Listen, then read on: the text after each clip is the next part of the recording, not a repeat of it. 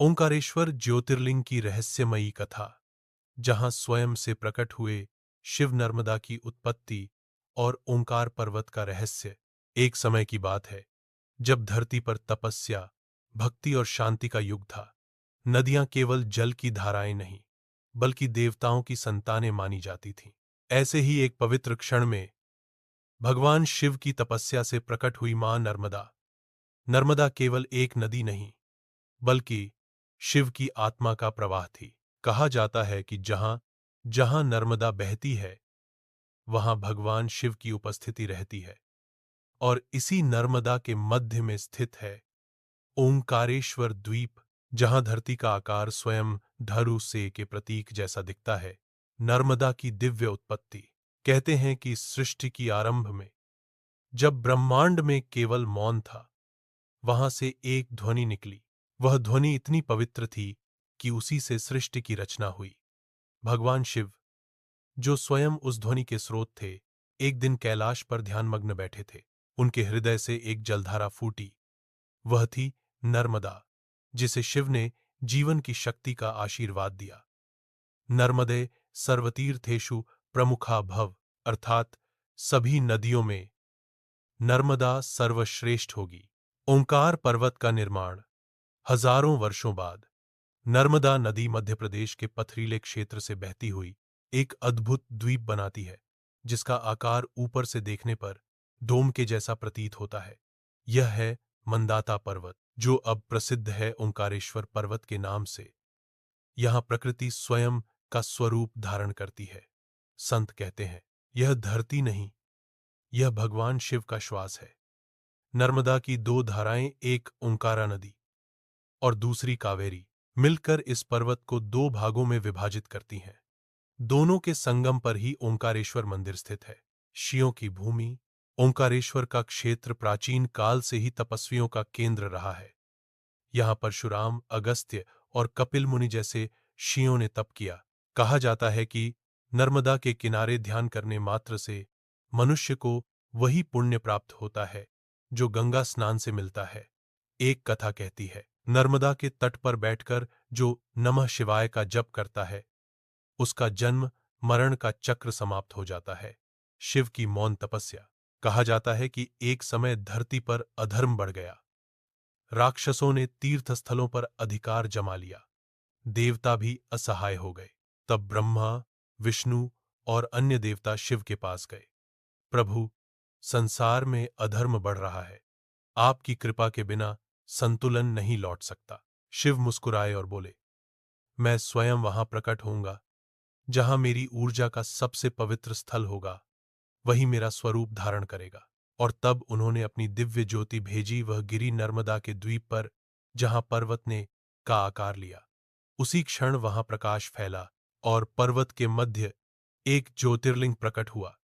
देवताओं ने कहा, यह लिंग ओंकार के रूप में प्रकट हुआ है, अतः इसे ओंकारेश्वर कहा जाएगा। मां नर्मदा और शिव का संवाद। नर्मदा ने शिव से कहा, प्रभु, आपने मुझे अपना निवास बनाया, पर मेरा उद्देश्य क्या होगा? शिव बोले, हे नर्मदे, जो तेरा दर्शन करेगा वह पवित्र होगा।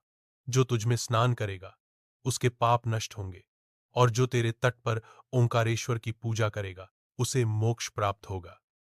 नर्मदा ने विनम्रता से सिर झुका लिया, और तभी से नर्मदा को मोक्षदायिनी कहा जाता है। पर्वत पर दिव्य प्रकाश। सदियों तक इस पर्वत पर दिव्य आभा जलती रही। कई युग बीते, मनुष्य सभ्यता बढ़ी, परंतु यह स्थान हमेशा रहस्य में लिपटा रहा। कहा जाता है, रात के समय पर्वत से छारे की ध्वनि गूंजती थी। शिव कहते थे, यह वह स्थान है जहां शिव की शक्ति स्वयं बोलती है। धीरे धीरे यहां एक छोटा शिवलिंग पूजित होने लगा, और समय के साथ यही बना ओंकारेश्वर ज्योतिर्लिंग मंदिर की स्थापना की शुरुआत। पहली बार यहां एक मठ की स्थापना राजा मंदाता ने की थी। राजा मंदाता स्वयं एक परम शिवभक्त थे। उनकी कथा अगले भाग में विस्तार से आएगी। उनके द्वारा किए गए तप से भगवान शिव प्रसन्न हुए और बोले, राजन, तुम्हारे नाम से यह पर्वत मंदाता कहलाएगा, और यहां मेरा निवास स्थायी होगा। यही वह क्षण था जब ओंकारेश्वर केवल पर्वत नहीं, बल्कि शिव की चेतना का केंद्र बन गया। रहस्यमयी स्थल और प्राकृतिक आज भी ऊपर से देखने पर नर्मदा की दोनों धाराएं के आकार में बहती दिखाई देती हैं। वैज्ञानिक कहते हैं यह संयोग है, पर भक्त कहते हैं यह शिव की साधना का साक्षात प्रतीक है। ओंकारेश्वर की भूमि, नर्मदा की लहरें और पर्वत का आकार ये केवल प्रकृति की रचना नहीं, बल्कि साक्षात शिव का प्रकट रूप है। राजा मंदाता, राक्षस और भगवान शिव का प्राकट्य। ओंकारेश्वर ज्योतिर्लिंग की रहस्यमयी कथा का मध्य भाग भावनात्मक, दृश्य और दिव्य रूप में आरंभ। मंदाता वंश और धर्म की ज्योति। प्राचीन काल में इक्ष्वाकु वंश में एक महान राजा हुए, राजा मंदाता। वे सूर्यवंशी राजाओं में श्रेष्ठ माने जाते थे। सत्यवादी, दयालु और अत्यंत शिवभक्त। उनके राज्य में लोग सुखी थे, कृषि संपन्न थी और भक्ति की गूंज चारों ओर थी। परंतु राजा का मन सांसारिक वैभव से ऊब चुका था। उनके हृदय में केवल एक इच्छा थी, मैं भगवान शिव के साक्षात दर्शन पाना चाहता हूं। द राजा की तपस्या का निर्णय। एक दिन उन्होंने राजमहल छोड़ दिया। राजसिंहासन अपने पुत्रों को सौंपकर वे केवल रुद्राक्ष और कमंडल लेकर निकल पड़े। उनके मन में एक ही ध्वनि गूंज रही थी, नमः शिवाय। कई वर्षों तक वे तीर्थों में घूमते रहे, कैलाश, काशी, केदार, अमरनाथ सब देख आए, परंतु उनका मन तृप्त नहीं हुआ। अंत में उन्हें एक दिव्य संकेत मिला। स्वप्न में नर्मदा माता प्रकट हुईं और बोलीं, राजन, तुम जिस शिव के दर्शन चाहते हो वे इसी पृथ्वी पर नर्मदा के बीच वास करते हैं। वहां एक पर्वत है जिसका आकार स्वयं के समान है। वही है भगवान ओंकारेश्वर का निवास। ओंकार पर्वत पर आगमन। राजा मंदाता ने प्रातःकाल नर्मदा की दिशा में यात्रा प्रारंभ की। जंगलों, पहाड़ों और नदी घाटियों को पार करते हुए वे पहुंचे उस दिव्य द्वीप पर जहां नर्मदा दो धाराओं में विभक्त थी। वहां का दृश्य अनुपम था। सूर्य की किरणें जल पर भात का प्रतीक बनाती थीं और मंद पवन शिव शिव की ध्वनि लहराती थी। राजा के नेत्रों में आंसू थे। उन्होंने कहा, हे महादेव, यह तो आपका ही स्वरूप है। तभी उन्होंने उसी पर्वत पर तपस्या करने का संकल्प लिया। राजा मंदाता की तपस्या। उन्होंने कंदमूल पर जीवन व्यतीत किया। सालों तक एक पैर पर खड़े होकर नमः शिवाय का जप करते रहे। नर्मदा की लहरें उनके चरणों को धोती रहती। शिव और देवता उनकी तपस्या देखकर चकित थे। कहते हैं उनकी साधना से पूरा पर्वत प्रकाश से भर गया था। 1000 वर्षों की तपस्या के बाद आकाश में गूंजी एक अद्भुत ध्वनि, मंदाता, तुम्हारी तपस्या से प्रसन्न होकर मैं स्वयं ओंकार रूप में प्रकट होऊंगा। और उसी क्षण पर्वत के मध्य से एक दिव्य ज्योति प्रकट हुई जो धीरे धीरे एक शिवलिंग के रूप में बदल गई। राजा मंदाता ने हाथ जोड़कर कहा, प्रभु, यह कौन सा रूप है? शिव बोले, यह मेरा ओंकार रूप है। यहां मैं सदा निवास करूंगा और जो भी भक्त नर्मदा के तट पर मेरी पूजा करेगा उसे मोक्ष प्राप्त होगा। राक्षस रावण का आतंक।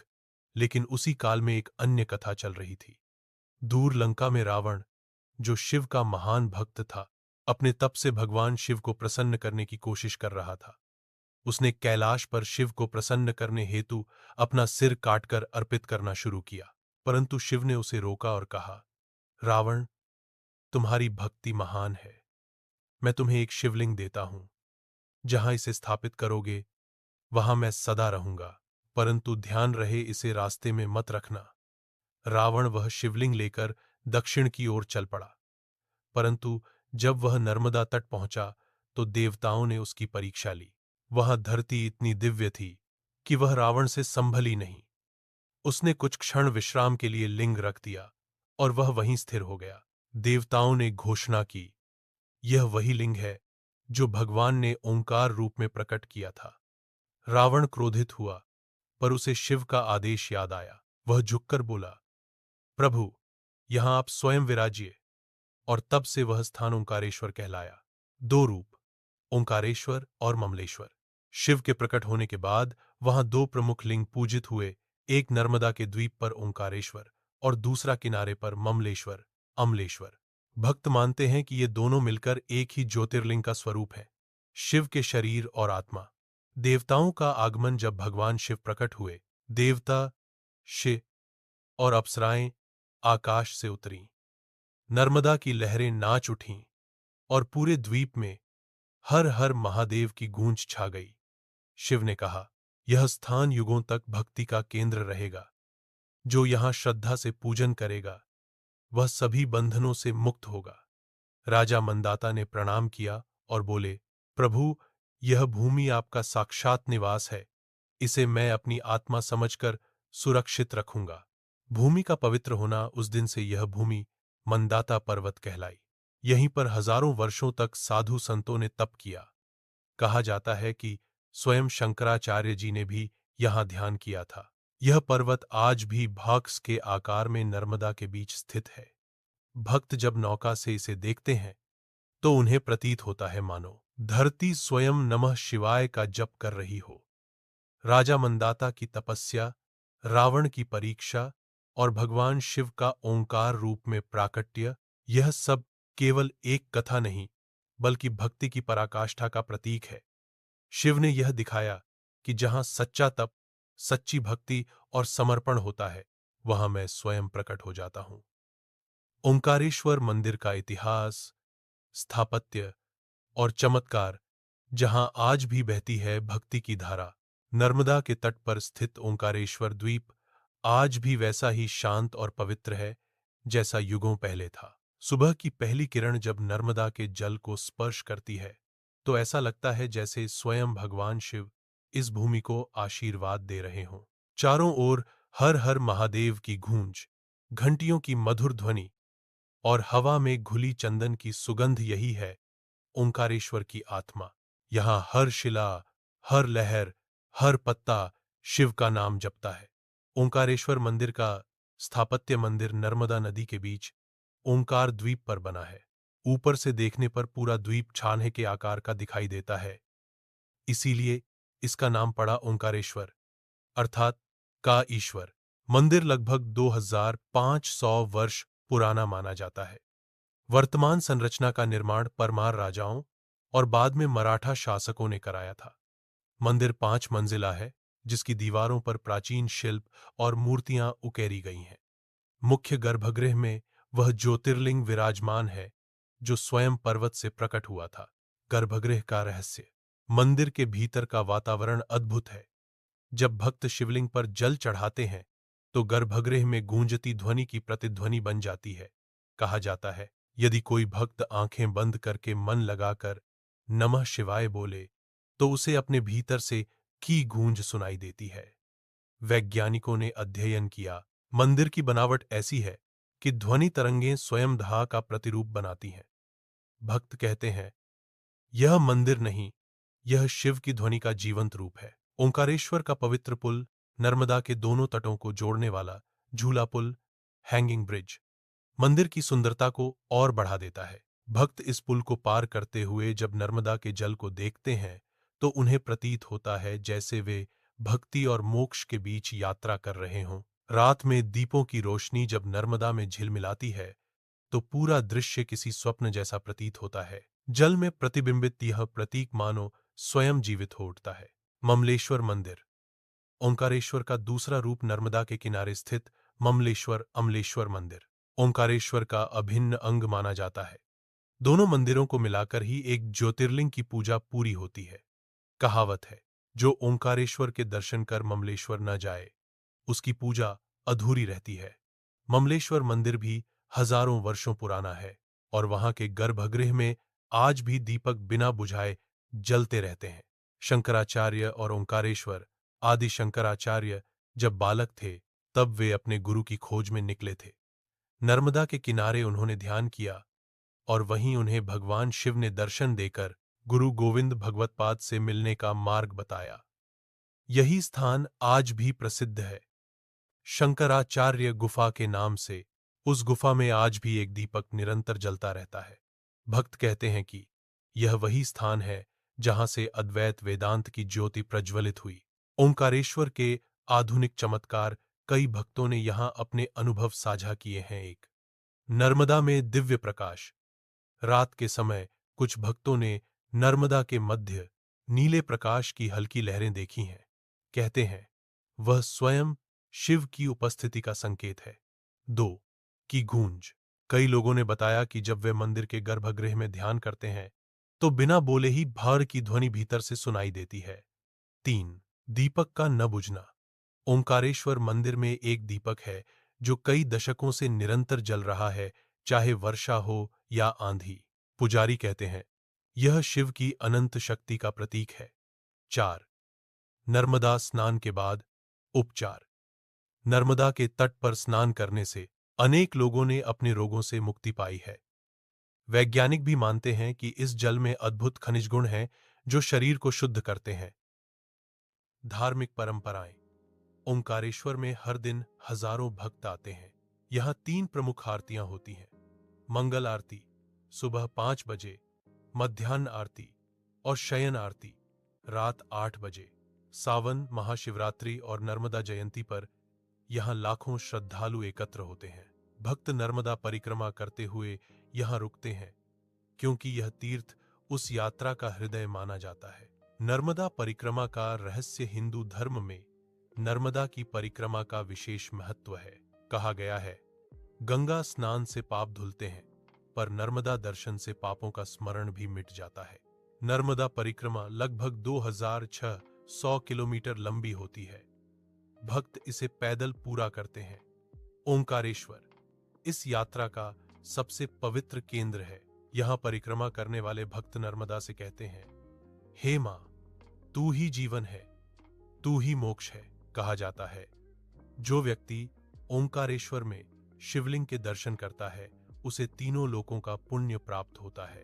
भक्तों के अनुसार मंदिर में प्रवेश करते ही शरीर हल्का हो जाता है, मन शांत हो जाता है और आंखें बंद करते ही केवल एक ध्वनि सुनाई देती है, नमरहार। यह ध्वनि बाहर की नहीं, भीतर की होती है। यही ओंकारेश्वर का सच्चा अर्थ है।